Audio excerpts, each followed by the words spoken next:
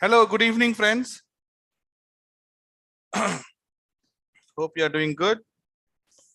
We'll get started. We are towards the end of our journey. So we are going to talk about plotting today. Okay, we'll talk about plot, how to draw plot. Okay, so to draw plot, first of all, you have to install matplotlib. Okay, matplotlib is a library that we're going to use. Now, to use that, I need to go to tools. Okay, not tools, sorry, view, then tool windows, okay, and go to terminal. Okay, this will take us to terminal, and we have to go to the location where our Python is installed. Okay, so if you run the application, okay, this is where my python.exe is, isn't it? So I have to go here. I have to go here, copy, okay, then go to view, tool windows, terminal, okay, and I have to go to the Python home, isn't it? I'll say cd. Okay, now I'm at the location where Python is installed. Okay, so I'm at the location where Python is installed. So after doing this, okay, after doing this, we need to say pip install -install and the library name. I want to install matplotlib. So I'll say matplotlib. Okay, so the moment I say matplotlib, it takes some time. Okay, now see, in my case, this is already installed. So you get requirements already satisfied. If you're running for the first time, then it will download and then it will install. Okay, so you will see download option as well there. Downloaded, and then it will install it. If you have already installed, it will say requirements already satisfied. Okay, okay. So now we have the required library. How do we import it? We have to import saying matplotlib,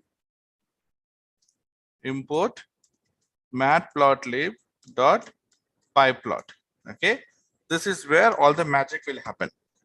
And since it's a big name, I will just give it alias as PLT. So PLT has become alias for this, right? Okay.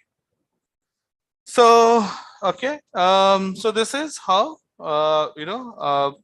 matplotlib is installed and imported. Next step is to draw various plot. Okay. Okay. So first we'll learn to draw simple plots. Okay. Now plotting is also a very important topic. Okay, and there are a lot of different types of plots which we need to know, and the purpose in the sense when and where they are used. Okay, so let's say you want to represent some data, okay, on x-axis and y-axis. So okay, so let's say you run a shop and you want to see how much is your sales per month, right? So you want to plot that. Okay, so the best way to visualize is either draw a line graph or draw a bar graph. Okay, I'm going to draw bar graph and see how it behaves. Okay, I'm going to draw graph and see its behave. Okay,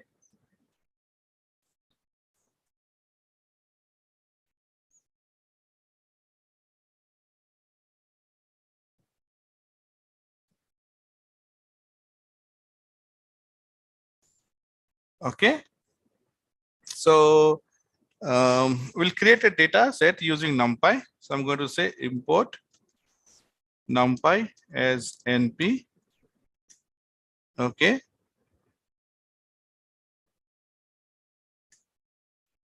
and we'll create we'll create two lists. Okay, one with the labels on x-axis, labels on x-axis, on values on y-axis. Okay, so let's say I'll say sales, okay, or products, I'll say. Rather, product is a better word. Products, okay. So I'm just thinking, let's say I sell soap, okay. I'm putting them in a tuple, right?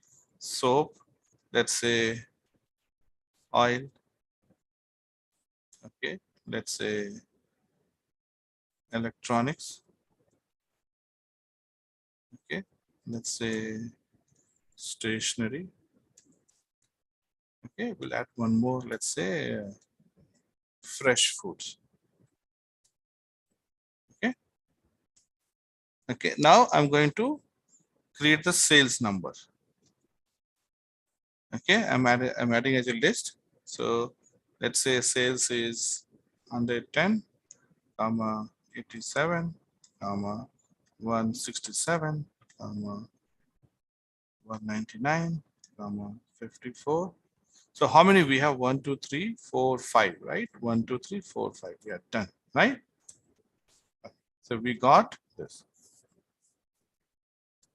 Now we have to draw the bar graph. Okay.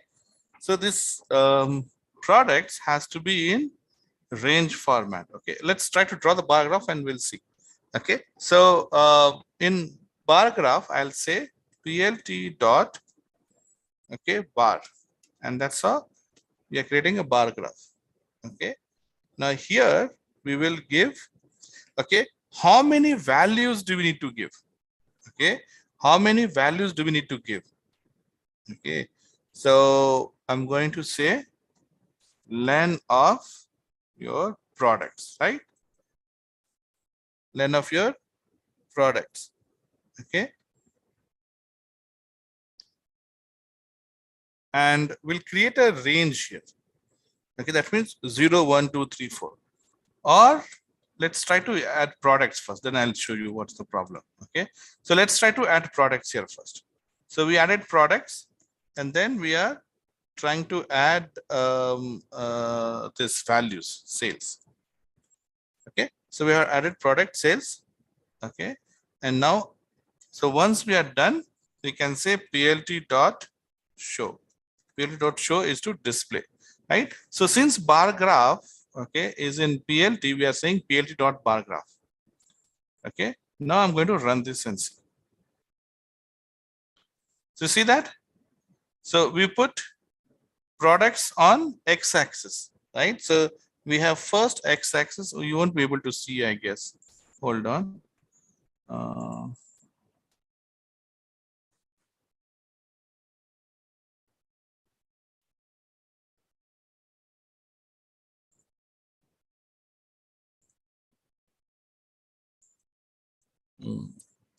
I'll have to show you each graph. Okay. Okay. Now you should be able to see the graph. Okay. Hope you can see the graph.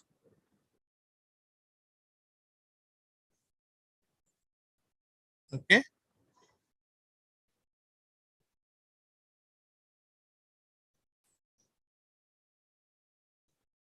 So what do you see?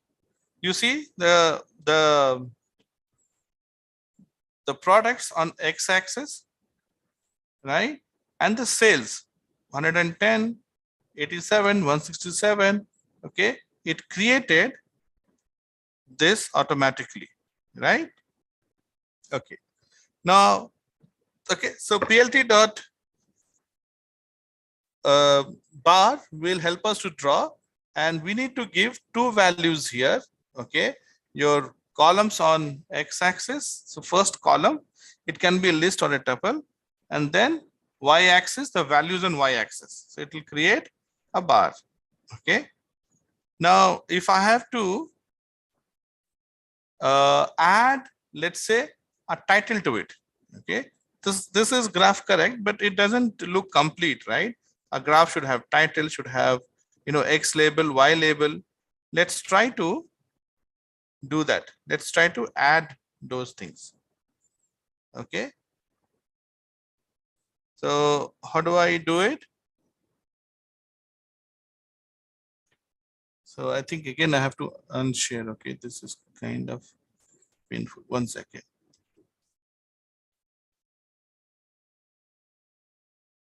Okay, every time I have to switch to editor and graph, I'll have to stop share and reshare. Okay.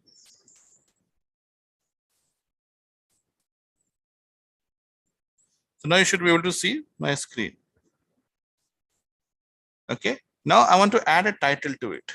So I'll say before displaying, I'll say plt dot title, right? And I'll put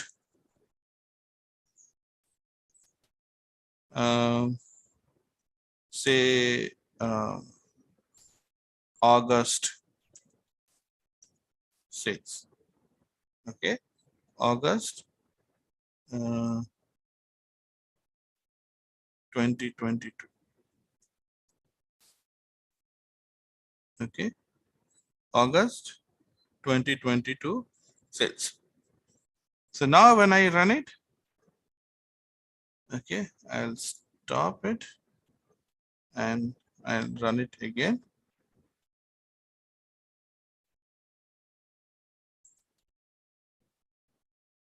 But I have to stop share again. I have to do the ratio. Okay, I added the title and now you see the title here. Title is displayed.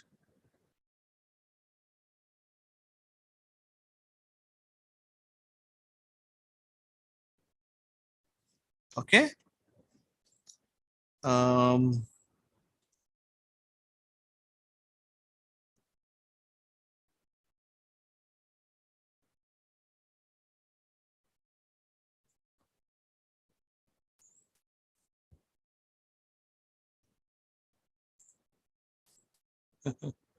I'm sorry guys, I have to share my screen and graph. Okay.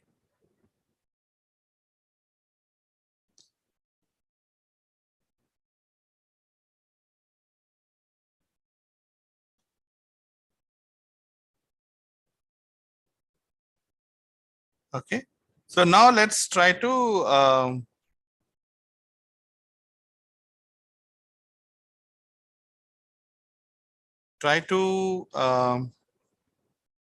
add some okay, let's say the alignment. If you see, okay, we haven't done the alignment of the label. Okay, it is displaying product's name, but label it's not aligned. Okay, so you can say align left, right, or center. Okay, so if I say center, and now again I'll have to run it. Now if I say new share, so see the text here label is centrally aligned. If I had said left, the soap would have been would have started from the extreme left. Okay, so this is centrally aligned. Okay, you can have X label and Y label. Okay, so I'm going to again go back and say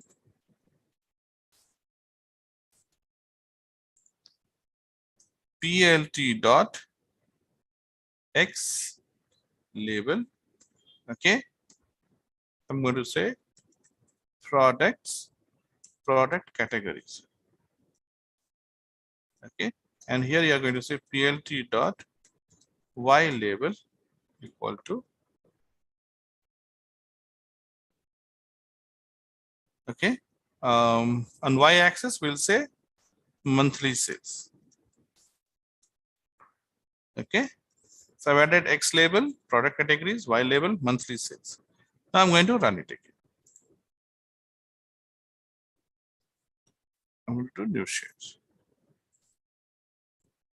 So see here on X axis we got product categories getting displayed, and on the Y axis we got monthly sales getting displayed. Okay, so this is how you can add labels to it. Okay, awesome. Now let's say I want to save this plot. I want to save this plot. Okay. So one option is here. Okay. Now if you are here, you can, you can use these options. You can zoom it to your full screen. You can look at, you can click this save figure. This will open and it will ask you to save. Okay. It will ask you to save the figure. You can save it if you click on the save option icon. Okay. Or you can move this. Okay. You can move this graph. You can go up, down. Okay. So as you keep going down, see, we are going up to 325, right? So you can move this around. Okay. It's up to you. You can magnify. You can magnify the area and select that area will be magnified. Okay. If I want to do this, it is getting magnified. Of course, you can click on home, then things will be reset. When you click on home, things will be reset. Okay.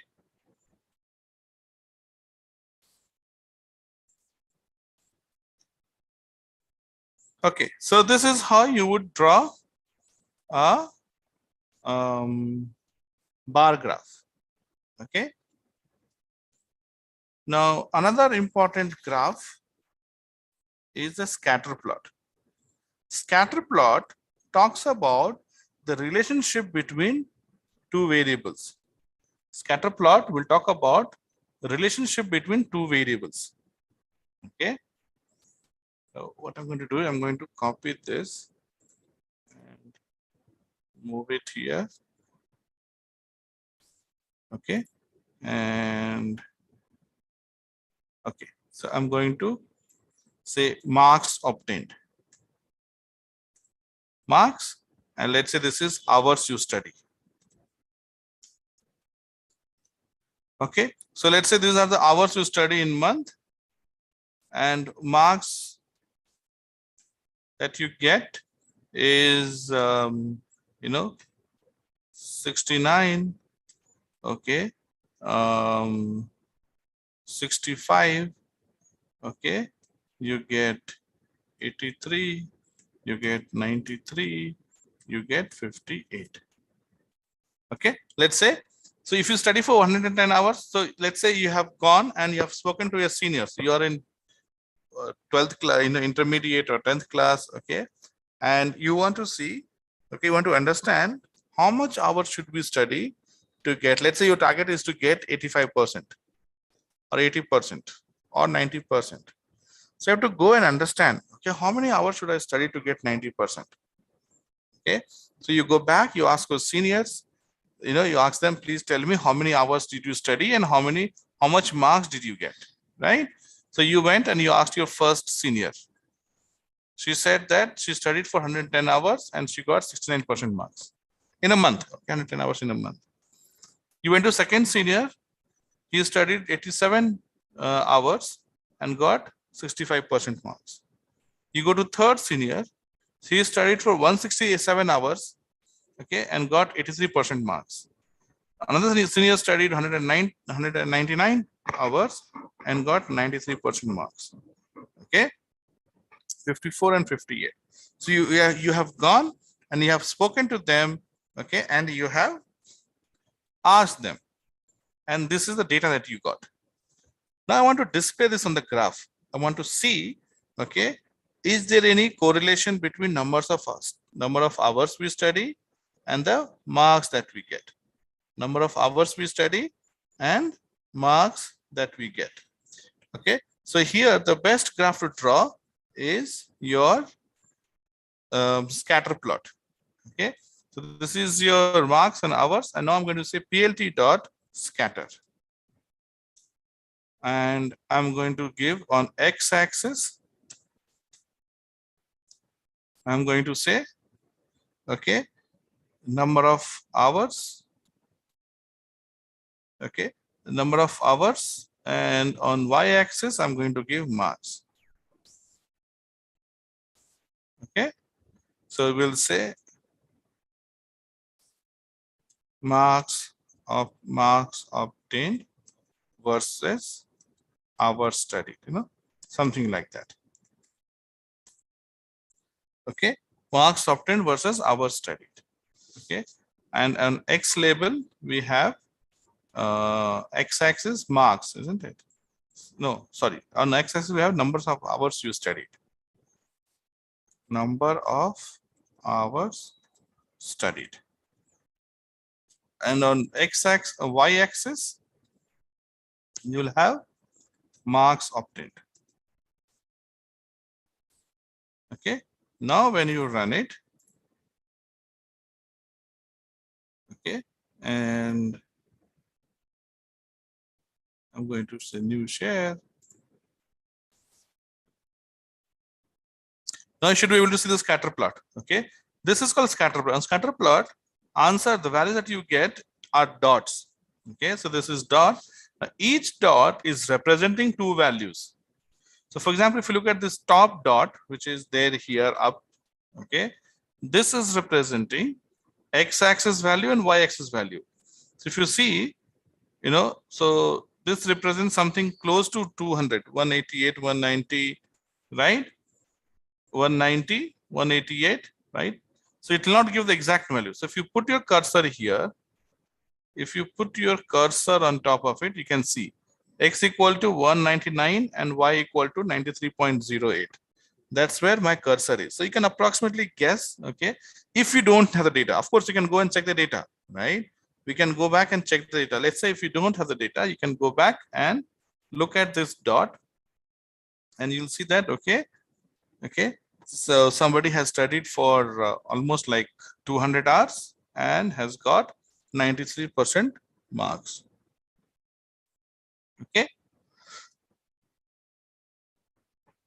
So each value here is representing, each dot here is representing two values, your X-axis values and your Y-axis values, right? Okay. Now let's say I want to change the color of it. Of course, you can do that. I want to put here, okay, marks, and I'm going to say color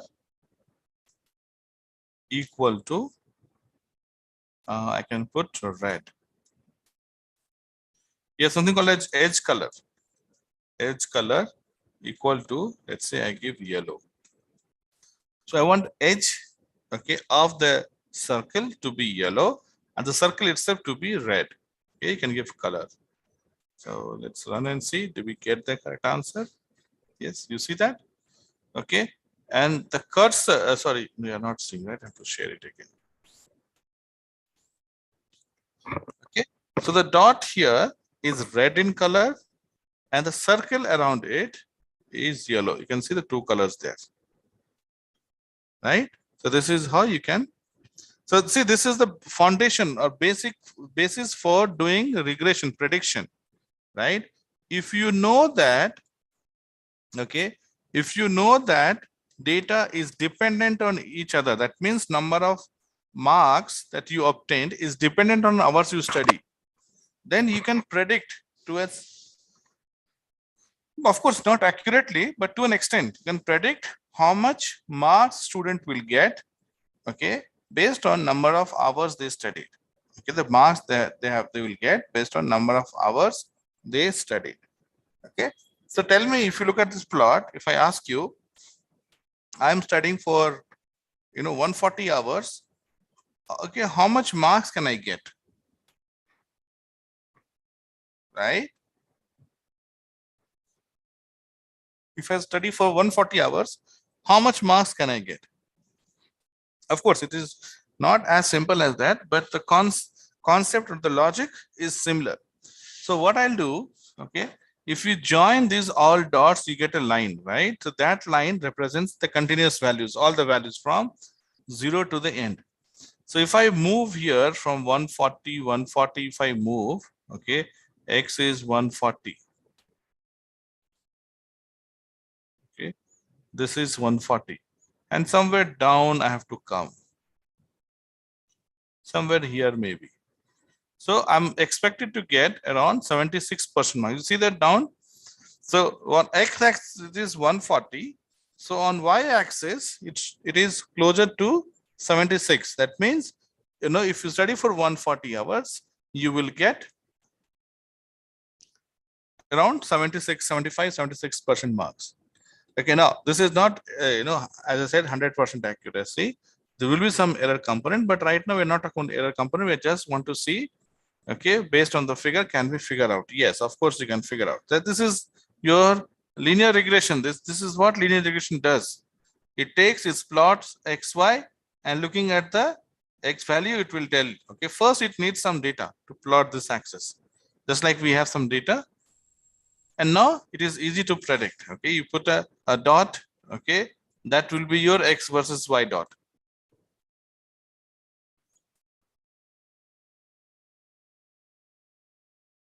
Okay, so this is how you draw scatter plot, another very important plot. Okay, so now I'm going to go back to the code.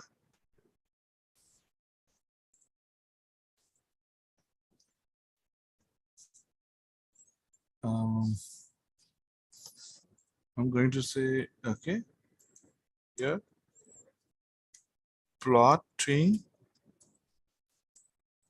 a bar graph.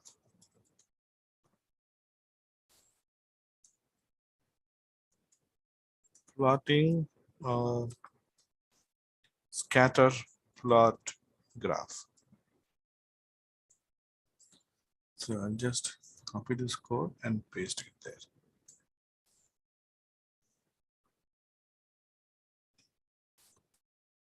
Okay, so next, let's talk about, okay, another plot, okay, called pie chart.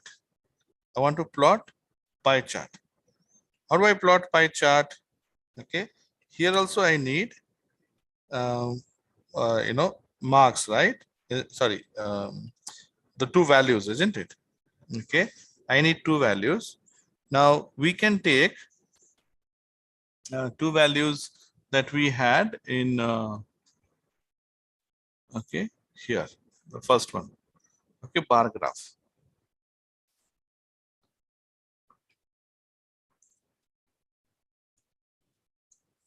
Okay, and I'm going to say, instead of bar, I will say pie. I want to draw a pie chart. Okay, I'll say pie. Okay, now here, okay, we may not have, okay, alignment. Okay,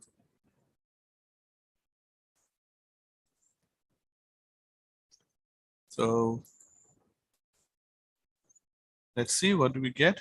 Okay, could not convert string to float. Okay, what it expects is your, sales on x-axis and product on y-axis. Okay, of course pie chart will not have x-axis and y-axis. It expects the numbers first and then the label. Okay, what matters for pie chart is number only, right? So it will take number first and then that. So I'm going to move this around.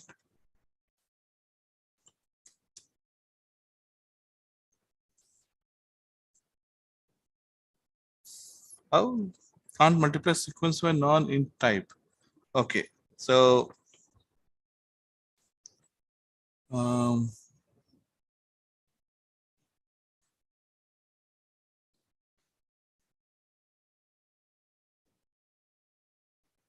if I say label equal to, will this help?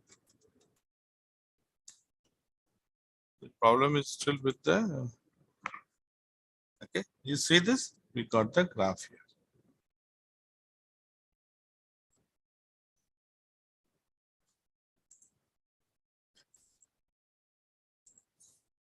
Okay, you get the graph here.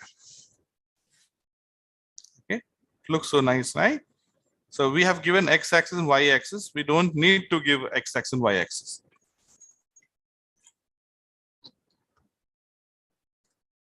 So In this case, there is nothing called x-axis and y-axis, isn't it?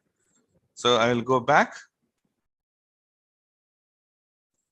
to our program, and I'm going to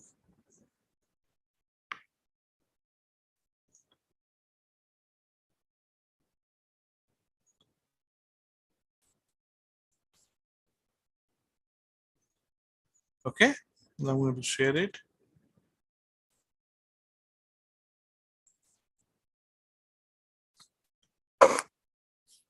Okay. So this is how you can draw a pie chart. So we have seen bar graph, we have seen scatter plot, we have seen pie chart. Bar chart, bar graph, probably you would be knowing what it is. Scatter plot is something new, okay? And scatter plot is one of the important plot. Okay, it is one of the important plot. Okay, the reason we draw scatter plot is to see the relationship between two variables. Okay, is one variable impacting the other variable? If one increases, what happens to the other variable? Does it decrease or increase? Okay, so this is about scatter plot. Now, let's talk about frequency distribution. Okay.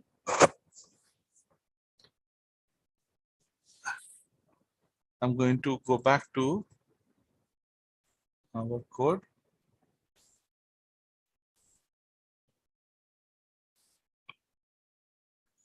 Okay.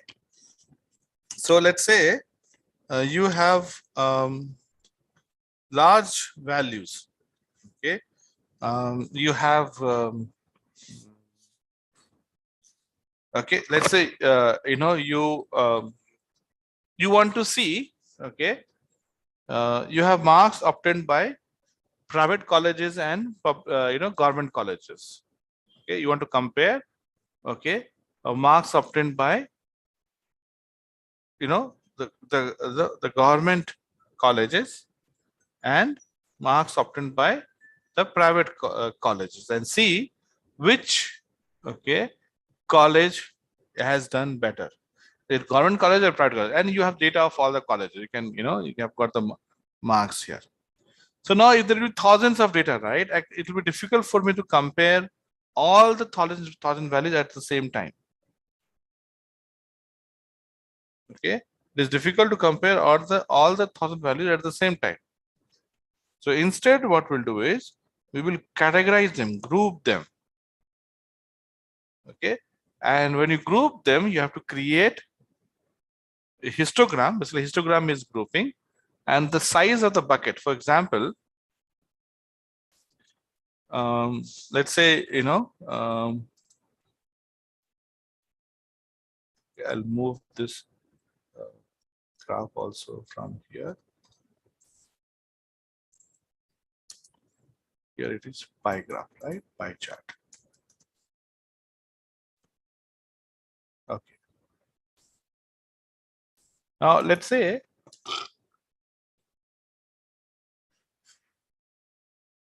you have 50,000 private college students and 22,000 government college students, and I want to I want to measure the performance of this. One of the ways is to divide this into equal groups and see how many students have got between 0 and 10%, 10 to 20%, 20 to 30%, so on. Right? I want to see how much they have got. Now, okay, so you might want to compare, let's say you might want to compare, okay, let's say how many students have gotten each category, right? One way. I'm not saying that that's the only way. Okay, there are multiple ways to do it. I'm just talking about one way. So we will draw a histogram. Histogram is your count graph, basically. Okay, so a couple of things that to keep in mind is that number of bars that you create in histogram, okay, should not exceed more than 10. Okay, and same way, uh, so when I say 10, it may not be exactly 10, you can say 8, 10, or 12, right? Not more than 12, or not less than 11, 8. Now, there's no hard and fast rule, okay? There's no textbook rule which says that it should be 8 only, or 10 only, or 11 only, or 12 only. But general practice is that because more than 12 plot, if you plot on a graph, it becomes difficult to actually take a note of it, okay? If you have less number of buckets, so you'll have combination data, more data combination, which is again may not sometimes tell you a good picture, right? So for example, here itself, I will create, okay, I will use random to generate random values, okay? I will use random to generate random values. So when you decide to create, you look at the minimum value and maximum value. In this case, minimum value will be 0, maximum will be 100. So you create groups. Now you can create a group of 10, right? So 0 to 10, 10 to 20, 20 to 30, so on. Or you can create a group of 20, 25. Now if you create 25, you get only 4 groups. Not impressive. Okay. Okay. So as I said, you have to look at some value which is more suitable. Okay. So in this case, okay, I'm going, since the minimum marks obtained can be 0 and maximum obtained can be 100, I'll create a group based on 10 groups. I'm going to create 10 groups. Now, to create 10 groups, okay, I need to get the data, right? Get the data from user and see which groups they belong. And once we know which groups they belong, we'll draw a simple bar graph, right? That's what histogram is, nothing but bar graphs. Will tell you from 0 to 20, we have 100 people. From 20 to 40, you have 500 people, right?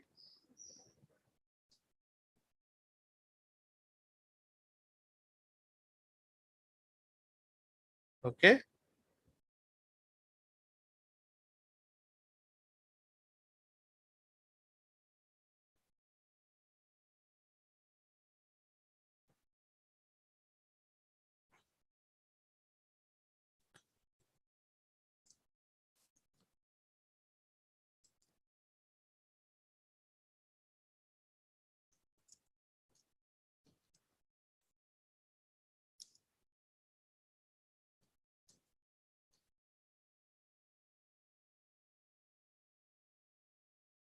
Okay. So I'm just okay. I'm just thinking, because we have so many values, right? So instead of creating values, I'll generate random values, and then we'll see how to create those groups and values. So in this case, I'm going to use random. Okay.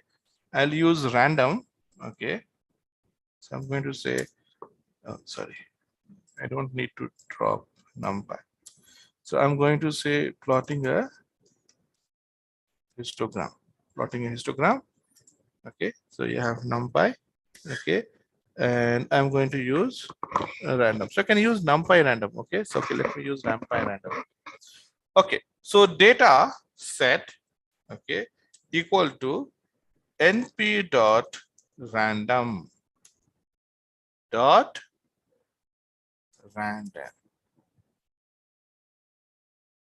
rand n integer. Okay.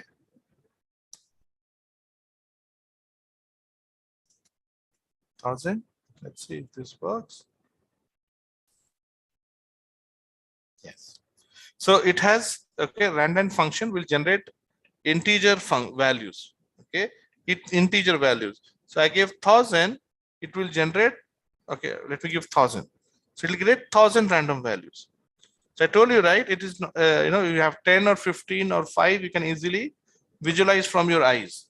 But when you have 1500, it is not possible to visualize, right? That's where you have to use your histogram. So to plot histogram, simply you say plt dot hist and you say data set. That's it.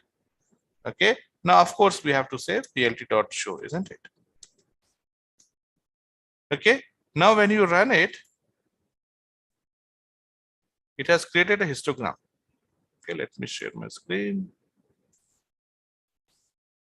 We did not give any other values. It has automatically taken. Okay, and I'll tell you how we can, add one by one parameters. Okay, first let's see the default one. So it has generated random n. Okay, that is n stands for normal distribution.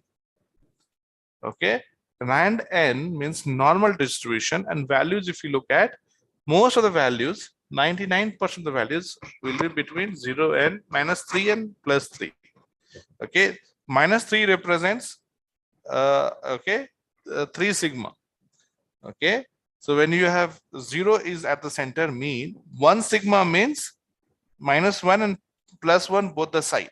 Okay, so what we are seeing is 3 sigma, plotting of 3 sigma. Okay, and the values between -3 and -2 is somewhere in between. Okay, somewhere in between here. Okay,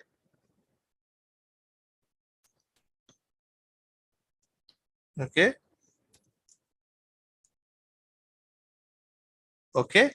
So now it has, it has created, okay, it has generated random values, and it has tried to look at the count, okay, and try to plot the graph here. Okay. Now, now let's say if you want to add some component of it. Okay, you want to add some component to it. Okay, what component we wanted to add? Okay, let's say we want to add uh, uh, uh, um, uh, the bin, right? How many bins you want? Okay, size. So I will add. Okay, I'm going back to my code. Okay, and here I'm going to say hist, comma, bins equal to 30. Okay, and now let's run it and see. Okay, so okay, now I've created 30 bins, 30 bars. I'm saying create 30 bars. Okay, so if you create 30 bars, of course the bar width will become smaller and smaller. Values ranges from -3 to +3 only, right? It has, okay, it has now become thinner and the spread is more. Okay, so this bin, I'm saying that typically, we should not have more than 12. Okay, 10 to 12 or 13 in some cases fine, but don't try to create more than 15 or 20 bins. This is just to show you how we can change the bin size. Okay, now because more bins, see, the reason we are creating this graph histogram is that we can't evaluate 1,000 values. So 1,000 values, we want it to be represented. Okay, we want it to be represented using 10 or 15. Now again, if you say 30, 40, it becomes difficult for us to manage 10 or 40. Right? So no, that's why 10 is preferred, but more than 10, okay, based on your assumptions. But personally, what I've seen is more than 30 is very hard to analyze. Okay, more than 15 is very hard to analyze. Okay, preferably 10. And as I said, 5. Okay, we can create. Let's try to create bin 5 and see how it behaves.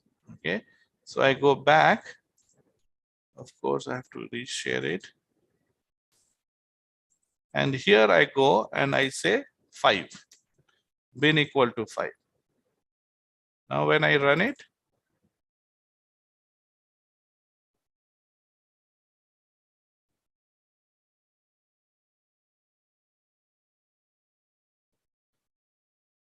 okay. Now when I run it, you see the bar width is more. Okay. So when you do it, okay, it may not, okay, give you enough information. Okay. Okay. So that's why even 30 or 5 both are not preferred. Try to give somewhere around 10 or 12. Okay, perfect. Or if you don't know, just let histogram handle it. Okay, don't give bin. Histogram will, okay, look at its own bin size. Okay, I think I had not shared the graph, right? Let me share the graph.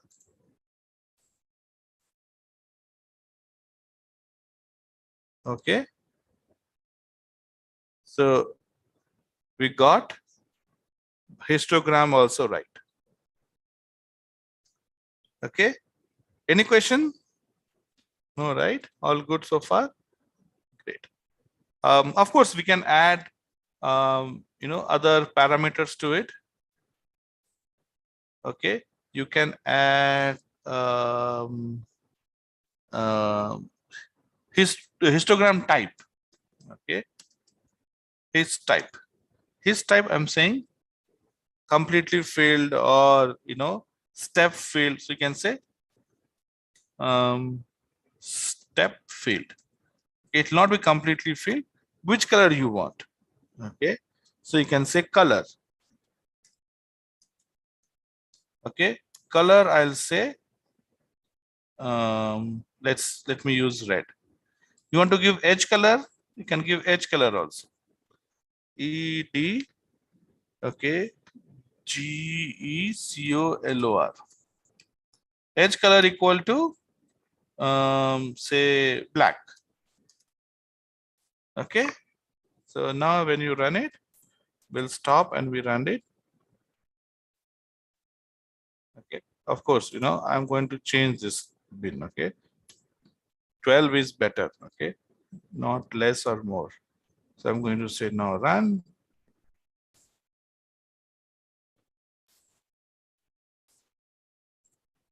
So see this, we got histogram with red color bar and edge is black, right? You can see the black edge here. Okay, so you have generated. Now, if you have multiple values, you can use, okay, you can use, okay, this. Okay, now we have not added title and x-axis or y-axis, y label, x label. I'm not going to do it. Now you know how to do it, isn't it? You try to add the title, okay, and the labels on the x-axis and y-axis. Okay, so this is how you will draw this. Now, there's one important graph which I want to do it, okay, before we end today's session, okay, which is called as, okay, let me first move it to this.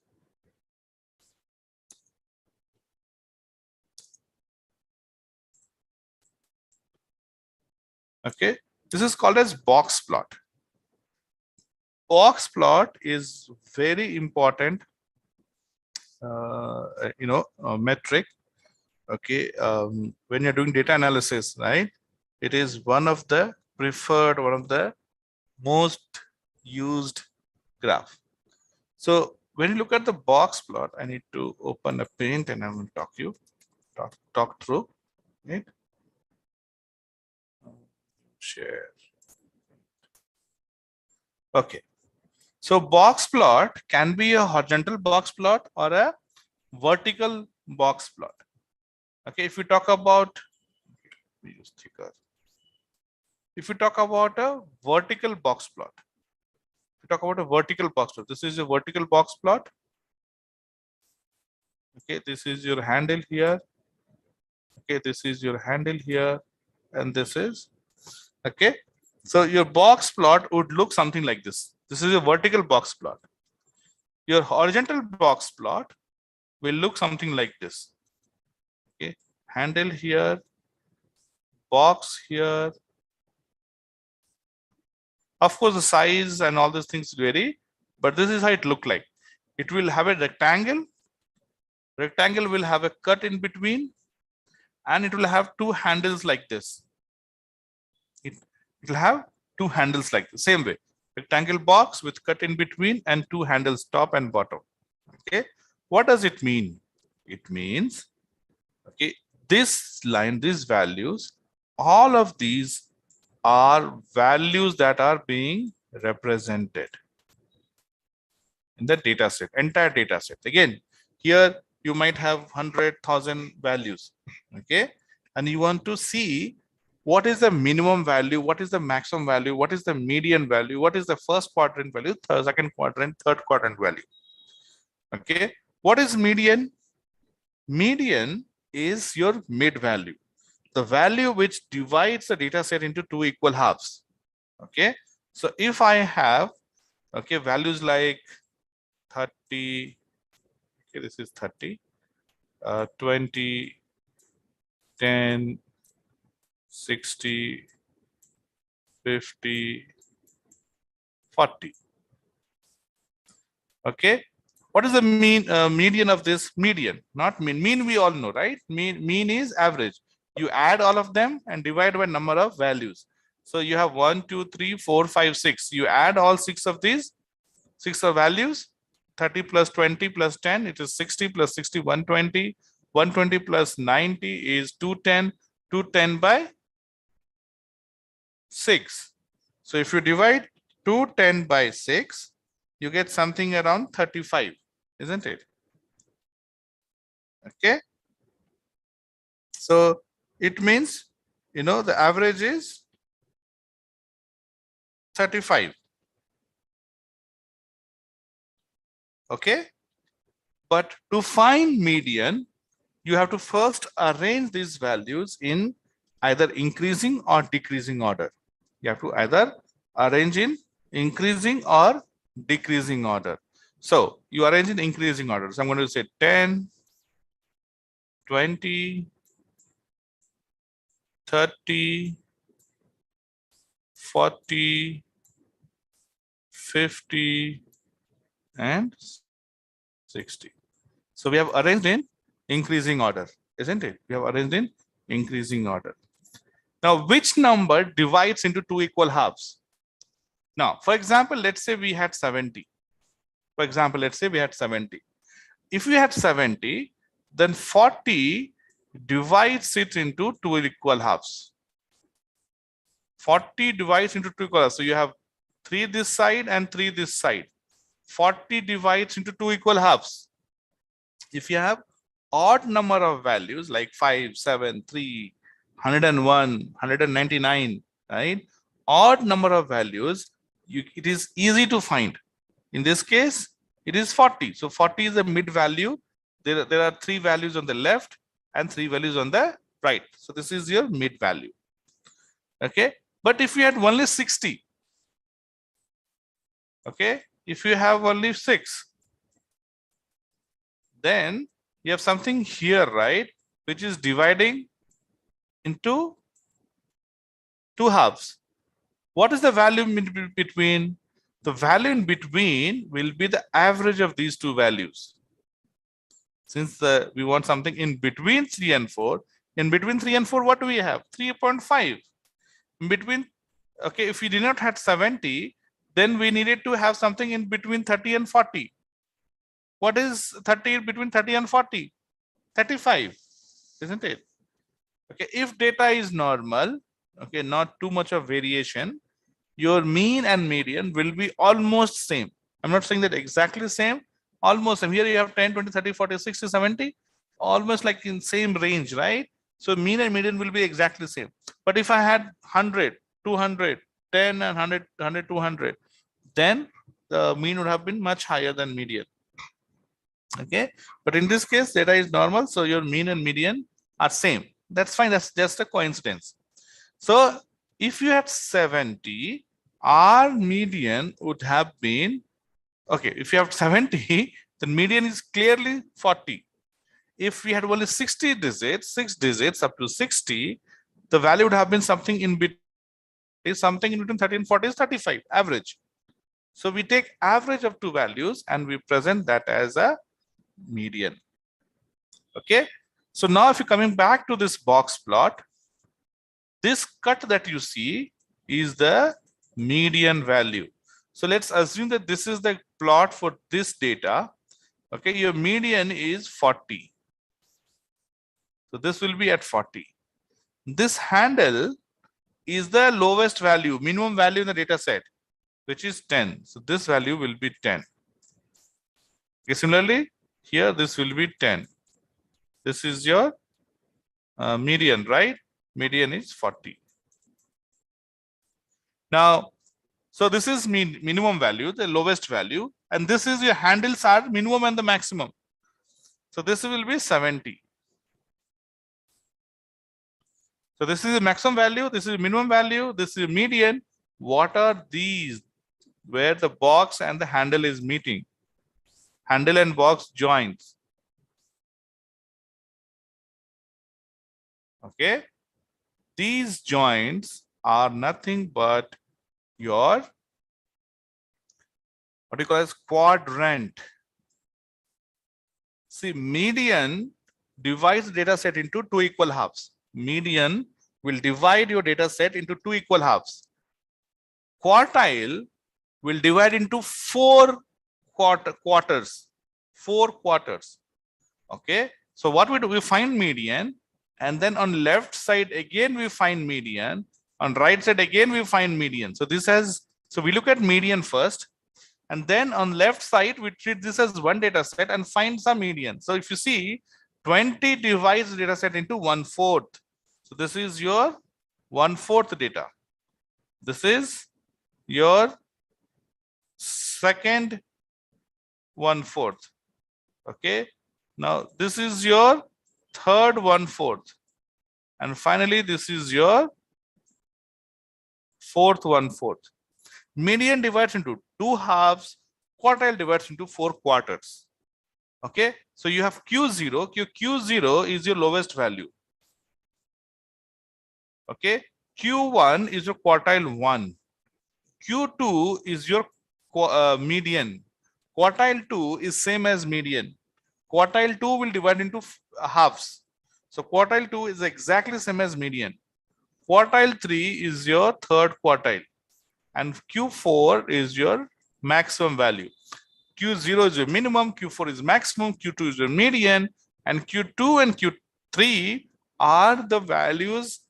Okay, it's a median of the first half and median of the second half is your quartiles. In this case, it is 20 here, okay, and this is 60 here. Okay, this is your box plot. Okay, very important from, okay, very important from your data analysis perspective. Now we'll see how to draw and we will close for the day. Okay, so I'm switching back to my program. Okay, so again here we'll generate random number. Okay, so I'm going to say data 1. Okay, data 1 equal to, I'm going to create 4 box plot. Okay, on same plot. So np dot random, okay, dot normal. It will not have any variation. So I'm going to say mean is 100, standard deviation is 10. Mean is 100. I'm creating mean as 100. Standard deviation is 10. Okay, that means 10 on both the sides. So from 90 to 110 is your 1 sigma. First standard deviation. One standard deviation is from mean minus 10 to mean plus 10. Okay, that's a -1 what you saw in a previous case, minus 1 means that your mean is at 0. So when mean is 0, then you get -1 on left side and +1 on the right side to make it 1 sigma. So here when I say mean is 100 and your standard deviation is 10, it becomes -10 on the left side and +10 on the, sorry, -10 of 100, which is 90 on the left side, and 100 plus 10, 110 on the right side. That's your 1 sigma. 2 sigma will be 100 minus 20, minus 10, minus 10. So 80 to 120 is a 2 sigma. Okay. So I'm saying from 100, 100 is a mean and 10 is your standard deviation. Please give me 200 values. Please give me 200 values here. Okay. Similarly, I'm going to say data 2. Okay. And I'm going to change the mean. Okay. Okay. So data 2, let's give the mean same so that you can see the difference in the output. Okay. So I created 2. Let me create same, 2 more. Okay. And I'm going to create a figure. Okay. So figure equal to, okay, plt dot figure. So, it's a paper kind of thing. Okay. Screen I'm creating where I'm going to plt. I'm going to stick all the diagrams, everything on it. Okay. And now I'm saying ax, okay, equal to fig dot add access. Okay. And I'm going to say here 0, 0, 1, 1. Okay. So 0, 0, 1. I need to fit 4, right? Okay. So this is it. And now I'm going to say data. Okay. So data all, okay, equal to your list of these values, right? So, okay, I did not change it, sorry. So this is data 3 and this is data 4. So data all, data 1, comma, data 2, comma, data 3, comma, data 4. Okay. And now simply say, I'm going to say box plot equal to ax dot box plot. Okay. I'm going to stick box plot on top of the figure and data all is what we need. That's it. Now you say plt dot show. Hopefully this will run and we should be able to see box plot. So see, I can see it. I have to share the box plot. So see, this is your box plot. Okay. So 4 box, if you see, almost same, values, right? Little difference, of course, because we have used random number, so it cannot be exactly the same. But if you see, these are your values, isn't it? Okay.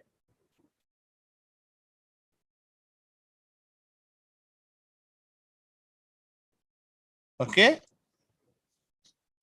So, okay. See, so we know this handle is minimum value. This is your Q1, quartile 1, median, quartile 2, maximum value. What are these dots? These dots are nothing but we call them as outliers. These dots are your outliers.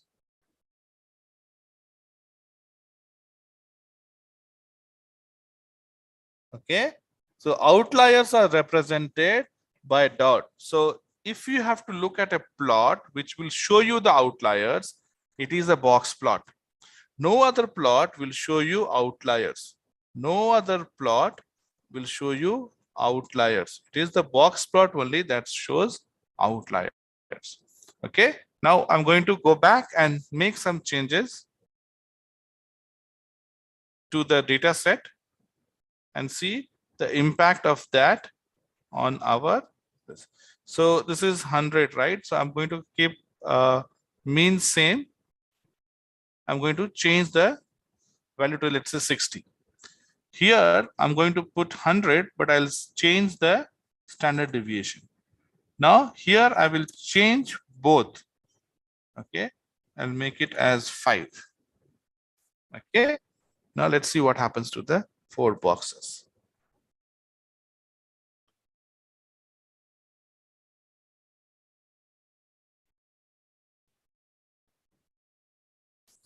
Okay, so I'll put this.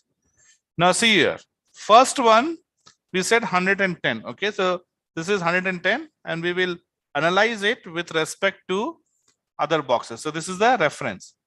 The second one we said 60. So average was 60. So that's why this is much lower. Okay, and the standard deviation is same.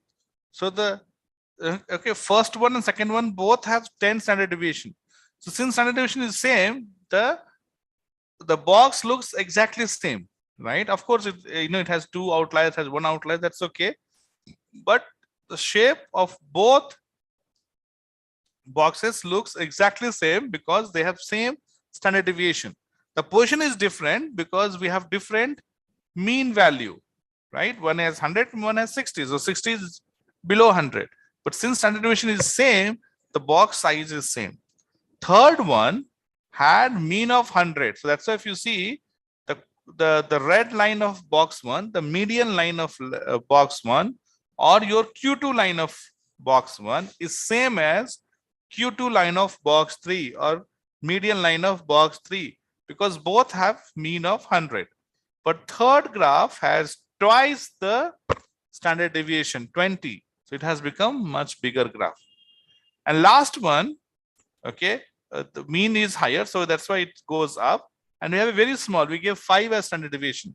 So now each of this graph has 200 values.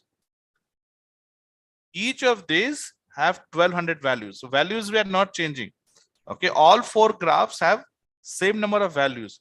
What it changed is their mean and standard deviation, and that's why it got, okay, the spread. Okay, but number of values between each, see, we gave 200, right? That means each quartile will have 50 values. So handle to the box joint will have 50 values. The spread is 50 values. The spread is more or less, but number of, when you have more spread, that means the values are at very, at a larger height. When you have smaller graph, that means values are very close to each other, right? Values are very close to each other. Okay, that's what we understand from this. Okay, another important graph that we need to know. Okay, so that's all I had for today. We will connect tomorrow again, guys.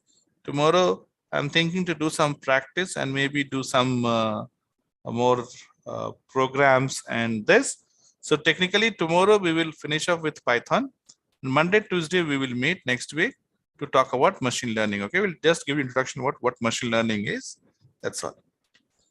Thank you so much for your time today, everyone.